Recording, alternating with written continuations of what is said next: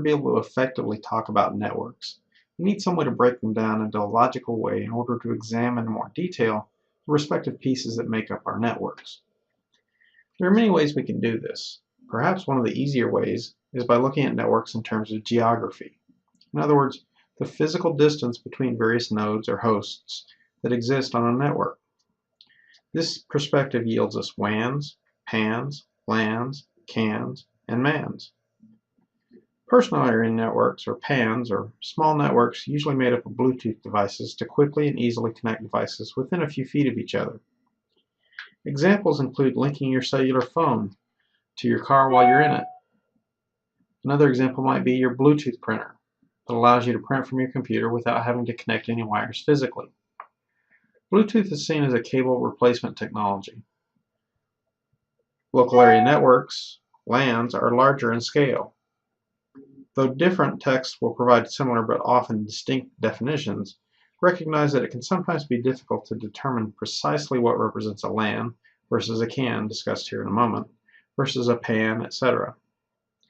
For the most part, a LAN exists on a single property, where cables and wireless access points can be deployed without the need for leased lines from a carrier or obtaining permission from anyone else in order to be able to run the physical media such as unshielded twisted pair, or UTP. LANs will consist of 2 or more nodes to usually no more than a couple hundred, and they'll usually stretch no more than a few hundred feet.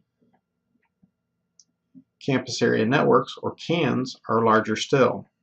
Think of your local university or large corporate headquarters like Microsoft in Redmond, Washington. These are areas that have a need for more than a couple hundred nodes on the network. Rather, they have a need to connect multiple LANs together, yet all on contiguous property. This LAN of LANs, as described here, can be referred to as a CAN. Metropolitan area networks, or MANs, are larger in scope yet again, this time spanning the size of a city or even multiple cities. These are becoming more and more common. Denton and Granbury, Texas both have MANs that provide services not only to citizens, but also to workers who require network access in the field.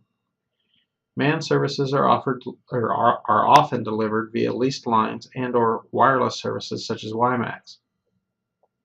Wide area networks, WANs, are the ultimate in terms of geographic scope.